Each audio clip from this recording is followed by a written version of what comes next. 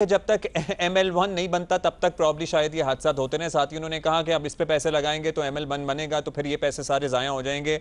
जाहिर गरीब मुल्कों के एक सवाल और सुने अब्दुल्ला साहब, एक सवाल मेंटेन नहीं किया जा सकता। आपकी सुबह चेयरमैन की गुफ्तगू के साथ मैं एक सवाल करूं, अगर आपने डिक्लेयर किए कि ML1 हम बनाएंगे, इस पे पैसे जाया होंगे, तो मैं एक छोटा सा मिसाल आपको देना चाह रहा हूं कि अगर एक ब्रिज खस्ता हालत में हो और जब आपको पता है कि हमने नए ब्रिज बनाना हो तो उसके ऊपर पैसे खर्च कर, ठीक है यहाँ बात सही है, फिर उस ब्रिज के ऊपर आप ट्रैफिक क्यों जाने दे रहे ताकि वो हादसा के शिकार हो? इसका जवाब है इनके पास?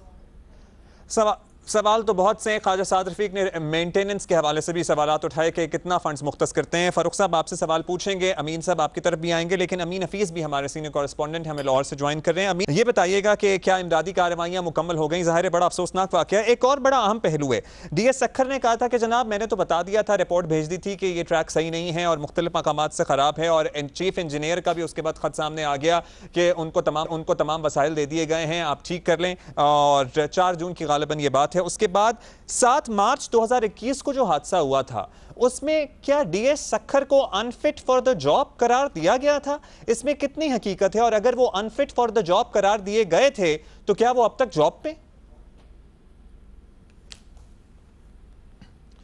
जी, इस वक्त जो DS सक्खर हैं वो उस वक्त DS सक्खर ही थे, और ये जो FGIR रेलवे में एक अदारा है, तहकीकाती अदारा है, ये उस वक्त तहकीकात करता है किसी भी ट्रेन हादसे की जिसमें ट्रेन हादसे में ज़्यादा इंसानी जानों का ज़िया होता है। तो उन्होंने अपनी तहकीकाती रिपोर्ट में उस हादसे के हवाले से DS साहब के बारे में लिखा कि ये मजाजन, फितरतन और जहनी तौर पर इस तरह के हैं कि इनको इतनी बड़ी जिम्मेदारी पे रखना मुनासिब नहीं है। हुकाम बाला इनके तबादले के हवाले से मामलात को गौर करें, ये बात दुरुस्त है। लेकिन इसी DS ने एक बाकायदा तहरीरी ख़त लिखा, चूँकि ये वही DS है जिसने लाहौर में इम्पॉर्टेंट असामियों पर रहे, विजिलेंस में इसने बड़ा काम किया। इसने वो ख़त लिखा मजाज हुकाम को और ये कहा कि सक्खर डिवीज़न का ट्रैक दुरुस्त नहीं है, इसको बहुत बेहतर किया जाए वगरना हादसा होंगे। अब उसके बाद चीफ इंजीनियर साहब का हाथ आता है कि जनाब हमने उस DS को ये बता दिया था कि आपको हमने सारा मटेरियल दे दिया, फंड्स दे दिए, आप उसको दुरुस्त करें। अब मटेरियल फंड देने से सरकारी महकमों में फौरी काम शुरू नहीं हो जाता, टाइम लगता है अब्दुल्ला साहब, टेंडर देने पड़ते हैं, प्रोसीजर होता है। 2 महीने पहले अच्छा दिया क्विकली, जब FDIR की रिपोर्ट ये कहती है कि अनफिट फॉर द जॉब है, इनका मिजाज ठीक नहीं है, मैंने वो सारे पॉइंट्स पढ़े, तो इनको तब्दील करना या इनकी परफॉर्मेंस एनालाइज करना या इनकी जगह किसी और को तैनात करना, ये वफाक की जिम्मेदारी है, ये किसकी जिम्मेदारी में आता है?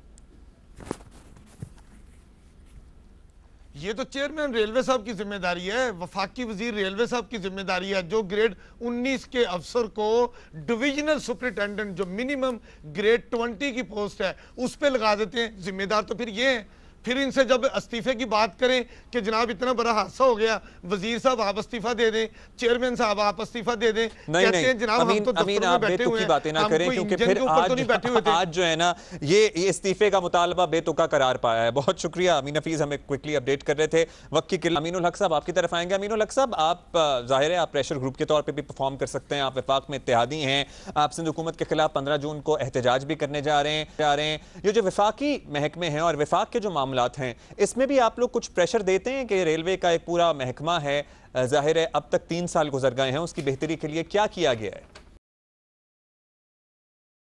देखिए अब्दुल्ला, आज का जो वाक़या है मैं समझता हूँ इंतहाई अलमनाक और अफसोसनाक है, और हम सबको पता है कि रेलवे जो है वह गरीबों की सवारी है, लोअर मिडिल क्लास सफ़र करते हैं, और इन गरीबों के जान और माल की हिफाजत करना किसकी ज़िम्मेदारी बनती है? हुकूमत की ज़िम्मेदारी बनती है।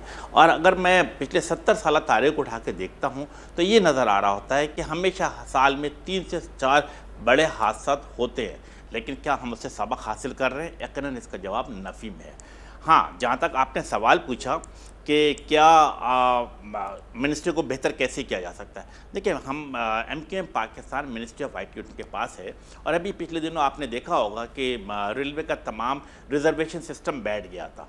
फौरी तौर पर जब रेलवे काम ने हमसे रब्ता किया, हम उनके साथ शामिल हुए और विद इन 24 आवर उनके रिजर्वेशन के तमाम सिस्टम को अपग्रेड करके इंटैक्ट कर दिया। और अब अल्हम्दुलिल्लाह उसका डाटा सेंटर भी हमारे पास यानी नेशनल टेलीकम्युनिकेशन कॉर्पोरेशन के पास है।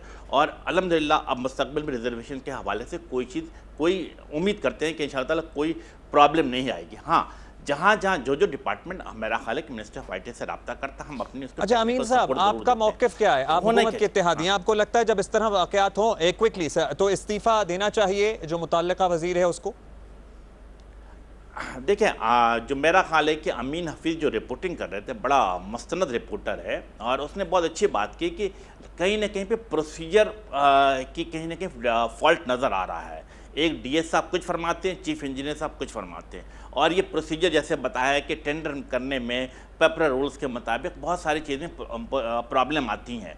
तो मैं समझता हूँ कि हमें इसको इन्वेस्टिगेट करना चाहिए। मैं मुतालबा करता हूँ बिल्कुल आपके पाकिस्तान के सबसे बड़े चैनल के तवज्जुह से कि यस, इसके ऊपर एक कमीशन, सबसे पहले ये कि रेलवे के सिस्टम को अपग्रेड किया जाए और नंबर 2 क्या है कि एक इंक्वायरी बैठाई जाए, एक इंक्वायरी कमीशन बनाया जाए और मेक श्योर इंक्वायरी बैठाई जाए। जुडिशल कमीशन का मुतालबा किया है फारूक साहब, जुडिशल कमीशन का मुतालबा किया है ख्वाजा साद रफीक साहब ने। आप इससे पहले कुछ हकायक बता रहे थे तो हम चाहेंगे कि आपके लिए दोबारा प्लेटफॉर्म हाजिर है, आप कुछ बताएं। एक तो आपने कहा कि जी ML1 का प्रिलिमिनरी डिज़ाइन उन्होंने नहीं बनाया था और वो जो दावे कर रहे हैं ML1 से मुताल्लिक वो गलत बयानी पर मबनी है। उन्होंने कहा कि जी एक्निक से अप्रूव कराना कौन सा बड़ा काम है, 3 साल से क्यों नहीं शुरू कर सके।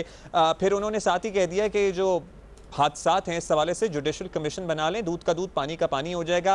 मेंटेनेंस बजट पे भी बात करते रहे। उन्होंने वैसे एग्जैक्टली क्या कहा, क्विकली मैं आपको सुनवा देता हूँ और फिर आप तफसील से जवाब लेंगे। जरा सुनाइएगा जी, सुनाएं जी। लगा के आपने काम करना चाहा, मुझे इसका बड़ा अफसोस है। ये इल्ज़ाम तराशी का वक्त नहीं है। हमारी बार तो आप इस्तीफे मांगते थे, हम तो ऐसी कोई बात नहीं कहते, लेकिन आप रेलवे पे सफ़र करने वाले लोगों की ज़िंदगियों से ना खेलें और हम पर इल्ज़ाम आयद करने के बजाय अपनी कारकर्दगी बताएं। वज़ीर इत्तलात अगर उनमें हिम्मत है और वज़ीर दाखिला में जो पिछले वज़ीर रेलवे हैं तो वो सामने लाए ना, हमारे दौर का तरक्याती बजट क्या था, आप रेलवे को क्या दे रहे हैं, हम मेंटेनेंस में क्या देते थे, आप क्या दे रहे हैं। और जब आप कुछ देंगे नहीं रेलवे के महकमे को और उससे आप कारकर्दगी मांगेंगे तो कारकर्दगी आपको नहीं मिलेगी और खुदा न खास्ता ऐसे हादसे होंगे जिनसे बचना नहायत ज़रूरी है। मैं ये ज़ोर दे के कहूँगा कि ML1 पे जो CPEC का प्रोजेक्ट है मौजूदा हुकूमत टोटली फ्लॉप हुई है। इन्होंने उसको 3 साल डिले किया है। टेक्निक से अप्रूवल करवाना कौन सा काम है, सारे काम तो हम कर गए हुए हैं। इवन प्रिलिमिनरी डिज़ाइन भी हम बना गए थे। थर्ड पार्टी इंस्पेक्शन के लिए मॉट मैकडोनल्ड जो थी एक इंटरनेशनल फर्म है, उसकी भी तकर्री हो चुकी है थ्रू प्रॉपर लीगल चैनल के। लेकिन अगर आप काम ही ना करना चाहेंगे, अगर आप कोई पेशकदमी नहीं करेंगे और अगर ये हालात रहे तो रेलवे चंद साल में खाकम बदन बंद हो जाएगा।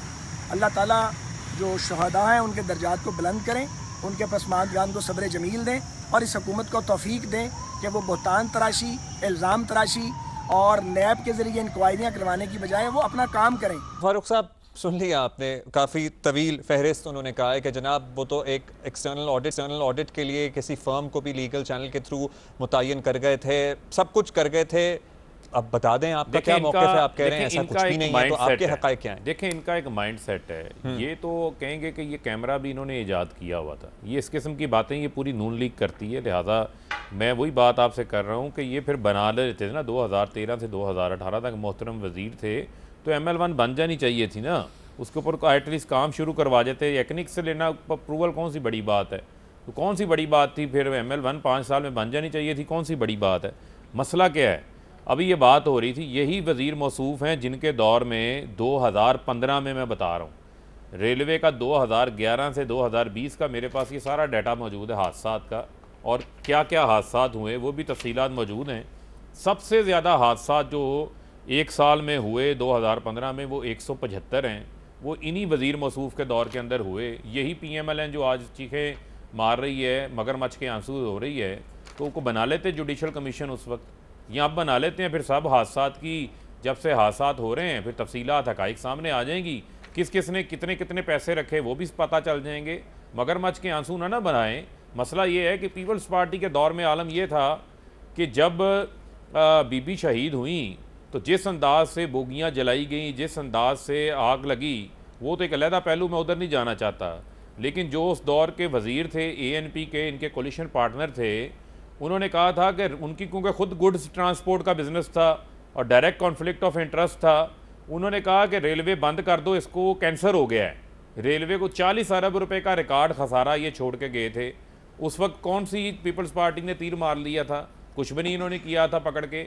आज अगर रेलवे एम्प्लॉयज़ की बात हो रही है तो मुझे ये बताएं कि रेलवे के अंदर 75,000 मुलाजिम अब्दुल्ला साहब रेलवे के अंदर मौजूद है, 75,000 मुलाजिम, और उसके अलावा इतना बड़ा जो सेटअप है, कितनी ज़मीनों के ऊपर कब्जे हुए थे जो हमने वागजार करवाए हैं। ये कराची सर्कुलर रेलवे का हाल आप कराची में ही है ना, आपके इलम में को जितना साफ करवा सके वो करवाया, से मुताल्लिक वो एक अलग पहलू है। बता दीजिएगा, हमने जो इंटरवेंशंस किए, एक मेंटेनेंस बजट, जी प्लीज एक साथ ही जोड़ दीजिएगा ना कि मेंटेनेंस बजट का एतराज उठाया, फिर साथ ही आपने जमीनों के कब्जे की चले बात कर ली, तो वो कह रहे थे रॉयल पाम हमने लड़ाई लेके खाली कराया, अब तक किसी को दे नहीं सके चलाने के लिए, 11 रेलवे स्टेशन बनाए, उसमें कमर्शियल एरियाज बनाए, उसमें दुकानें नहीं दे सके। देखें वो एक अलग कहानी है, दे सके नहीं दे सके वो इनके कहने पे नहीं खाली हुआ, वो सुप्रीम कोर्ट ने खाली करवाया है।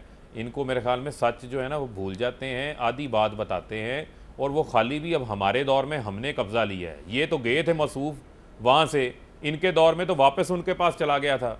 ये हकाइक बताएं ना, आपके मीडिया हफीज़ शेख साहब को ले ले, वो अमीन हफीज़ पुराना रिपोर्टर है लाहौर का, हमारे साथ ही सड़कों पे जब हम सियासत करते थे साथ ही रिपोर्टिंग करता होता था, उसको पता है सारी चीज़ों का। ये हमारे दौर में रॉयल पाम भी जो है वो वापस आया है। लेकिन मैं फिर आपको ये बात कहूँगा कि ये जो कह रहे थे प्रीलिमिनरी डिज़ाइन हो गया था, कंसल्टेंट हायर हो गया था, इसके अंदर कोई हकीकत नहीं है। इन्होंने एक PC1 बनाया था हवा में, जिसमें कोई नहीं थी, उसकी डेप्थ नहीं थी, कोई टेक्निकली वेट नहीं था। वो इन्होंने बनाया था 9.2 बिलियन डॉलर का, जो काम हम 6.8 बिलियन डॉलर पे कर रहे हैं। इन्होंने रेलवे के अंदर अरबों रुपए के इंजन लेके खड़े कर दिए। फ्रेड वैगन्स आपके पास नहीं है, आपके पास पैसेंजर वैगन्स आपके पास नहीं है।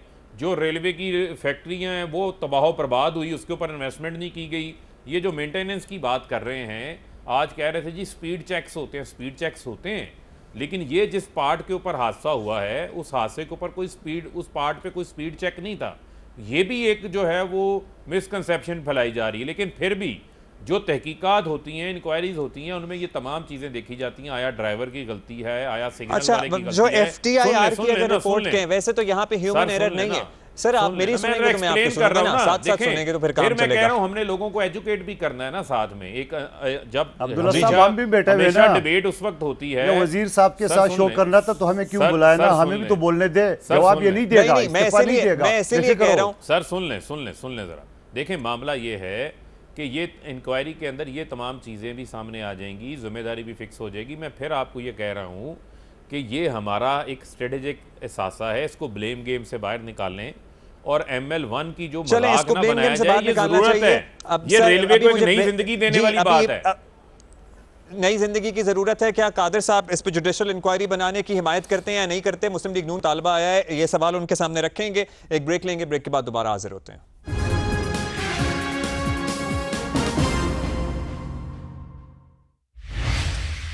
Welcome back to capital talk. और ना सिर्फ ख्वाजा साद रफीक बल्कि एहसन इकबाल साहब भी ये कहते हैं कि ML1 का डिज़ाइन जो है प्रिलिमिनरी डिज़ाइन मुकम्मल हो गया था और फ़ारूक हबीब साहब ने इनके तमाम दावों की तरदीद करती है। वो कहते हैं ये झूठ और मुबालगा आराई पर मबनी हैं। हमारे साथ मौजूद मेहमान हमारे मौजूद हैं। कादिर साहब आपसे जानेंगे कि अब ज़ाहिर है कि दोनों तरफ से ही दावे और बयानात सामने आ रहे हैं। आप बता दीजिए, दूध का दूध पानी का पानी अगर करना है तो जुडिशियल इंक्वायरी करा ली जाए। आप इस मुतालबे की हिमायत करते हैं जो अपोजिशन की दूसरी जमात की तरफ से सामने आया है? बिल्कुल मैं हिमायत करता हूँ, लेकिन इस शर्त के साथ कि उसका आटा चीनी जैसा इंक्वायरी का अशर नहीं होना चाहिए और इसका अशर पिछली इंक्वायरी की तरह नहीं होना चाहिए, चाहे किसी की दौर में भी हो। तो मेरा सवाल ये है कि ये कमीशन, कमेटियाँ, ये सारी चीज़ें कब तक चलती रहेंगी? सीधा सा सवाल है, आप ML1 के चक्कर में पड़े हैं। बात सीधी सी ये है, जब एक ख़राब था ट्रैक और इस नाकारा था, रिपोर्टर अमीन हफीज़ साहब दे चुका है, तो उसके ऊपर क्यों रेलवे चला है, क्यों लोगों की ज़िंदगी से खेला गया, इसके ज़िम्मेदार कौन है? क्या वज़ीर आज़म है, क्या वज़ीर रेलवे है। और फिर वज़ीर रेलवे, मुझे तो हैरान हूँ, जिसको ये चपरासी नहीं रख रहे थे उनको ये पहले वज़ीर रेलवे रख दिए और फिर उसे ऊपर तरक्की दे के वज़ीर दाखिला बना दिए। तो सवाल ये, इससे पहले जो आटा चीनी वाला स्कैंडल था वहाँ भी वज़ीर मौसूफ को इससे अच्छी वजारत दे दी है। सवाल ये है कि आखिर हम तो बुरे सही, हमारे बारे में तो ये बहुत कुछ कहते रहे हैं, 126 दिन का धरना आगे हुकूमतों के खिलाफ करते रहे, लेकिन सवाल ये है कि ये तो दूध के दुले हुए, ये तो रियासती मदीना के दावेदार है। ये बताए कि ये जो इतनी जानें ज़ाय हुई है, अभी असम्बली की आपका रिपोर्ट 40-45 बता रहा था, असम्बली के इजलास में वहाँ पर जो बात हो रही थी कि 100 से ज़्यादा शहादतें हुई है। तो आप मुझे बताओ उसका जिम्मेदार कौन है, शहादतें 1 हो या 100 हो, लेकिन 100 हो तो उसके ऊपर एक मजीद एक लम्हा फ़िक्र की बात है। और हम कमिश्नरों के चक्कर में पड़े हुए, हम ML1 के चक्कर में पड़े हुए, लोगों की ज़िंदगी से खेलने का ये खेल कब ख़त्म होगा, किस तरह होगा। और दूसरी बात, मैं फ़ारूक हबीब साहब की खिदमत में अर्ज़ करूँ, ज़ोब रेलवे स्टेशन मेरे दादा ने ज़मीन फ्री में अंग्रेज़ को दिए, आज कब्ज़ा हो गया, इनके अफसरान वो क्वार्टर किराए पे दिए। क्या इसके लिए कुछ करेंगे, क्या इसके लिए इक़दाम करेंगे? जब आपका पूरे का पूरा रेलवे स्टेशन ही कब्ज़ा हो जाता है, किराए पे आपके अफसरान देते हैं, तो आप क्या गिला करेंगे, किसे करेंगे? बहुत से सवालात आपने भी उठा दिए हैं। फ़ारूक साहब, अमीन साहब आपकी तरफ भी आएंगे, लेकिन एक तो कुछ फ़ारूक साहब के सवालात का आप जवाब दीजिएगा, लेकिन साथ ही साथ अमीन हफीज़ भी हमें बता रहे थे, जब FDIR की रिपोर्ट की कहती है कि DS Sukkur is unfit for the job, और ये आया जी मार्च में हादसे के बाद ये तकर्रुर किया गया था इन्वेस्टिगेटिव रिपोर्ट में, उसके बाद ही स्टिल सर्विंग, फिर ये सारे मामलात, और फिर चेयरमैन रेलवे का गिलानी साहब का आज सुबह का जियो न्यूज़ को दिया गया बयान कि ये ML1 जब तक नहीं बनेगा तब तक हादसा नहीं रुकेंगे, और ज़ाहिर है जो मौजूदा ट्रैक है उसकी रिपेयर मुरम्मत करेंगे तो उस पर करोड़ों रुपए खर्च आएगा, तो ये पैसे ज़ाया हो जाएंगे। तो सर क्या करना है फिर, पैसे ज़ाया होने के खर्चे से जाने ज़ाया करते रहेंगे? नहीं, देखें, एक जान भी जो है वो कीमती है, ये तो ऐसा नहीं है। वो रेलवे के अपने सेट SOPs हैं, और रेलवे का पूरा जो है वो हेडक्वार्टर्स के अंदर AGM इंफ्रास्ट्रक्चर हैं जो इन तमाम चीज़ों को देखते हैं, सिग्नल डिपार्टमेंट है पूरा जो इसको चेक करते हैं, मेंटेनेंस को, ट्रैक की हालत को, और वो मेंटेनेंस वक्तन फ़वक्तन जो है वो साथ साथ चलती रहती है। जहाँ तक रह गई बात, क्योंकि वो अगर ट्रैक बिल्कुल चलने के काबिल ना हो तो उस पर बिल्कुल इजाज़त भी नहीं देते। जिस तरह मैंने आपको कहा कि अगर ट्रैक की हालत किसी जगह पे बहुत मेजर इंटरवेंशन की ज़रूरत है तो वहाँ पर उन्होंने स्पीड चेक्स रखे हुए हैं कि इतनी स्पीड के ऊपर ट्रेन यहाँ से गुजर सकती है। तो वो तमाम चीज़ें जो हैं वो प्रोसीजर्स का हिस्सा हैं। इन्हीं चीज़ों को इंक्वायरी के अंदर देखना है कि कहाँ कहीं इस किस्म की चीज़ की वायलेशन तो नहीं हुई, जहाँ उसका जवाब उसके अंदर आ जाएगा। जहाँ तक रही बात, सुन लेना, जहाँ तक रही बात गिलानी साहब के हवाले से आपने बात की, तो ML1 जो है, ML1 की जो बार बार हो रही है, ML1 जो है वो वे फॉरवर्ड है, यानी ये रेलवे की पूरी इंफ्रास्ट्रक्चर हिस्ट्री चेंज कर देगा ना। 160 की स्पीड में ट्रेन चलेगी, जो अभी हादसा हो जाते हैं क्रॉसिंग्स के ऊपर, क्रॉसिंग्स रिप्लेस हो जाएंगी अंडरपासेस के साथ, ब्रिजेस के ऊपर अनमैन्ड क्रॉसेज हैं, 500 के करीब अनमैन्ड क्रॉसिंग्स हैं। वो किसने बनानी है? वो सूबों ने बनानी है। अब सिंध हुकूमत ने अभी अपनी सैकड़ों के करीब अनमैन्ड क्रॉसिंग्स हैं जो इन्होंने रेलवे से ली हुई हैं, उनके ऊपर फाटक के पैसे इन्होंने नहीं दिए, पंजाब ने दिए हैं, इन्होंने नहीं दिए। बाकी सूबे भी ताउन कर रहे हैं, ये भी ताउन करें। इतनी लंबी तफसीलात हैं, अगर वो मैं आपसे डिस्कस करना बैठ जाऊँ। सिर्फ हादसा की एक वजह दो ट्रेनों को आपस में टकराना नहीं है। हादसा ये लेवल क्रॉसिंग क्रॉस करते वक्त भी हो जाता है, डिरेलमेंट भी हो सकती है, तवील बहस है जिसमें ज़ाहिर है, लेकिन इस बहस में हम वही जवाब आपको मिल गया कि जो भी आप उसे सवाल करेंगे बोले पिछली हुकूमत, इससे बड़ी बन गया, यही सवाल है। हकाइक मंजर आम पर आएंगे जब इंक्वायरी होगी।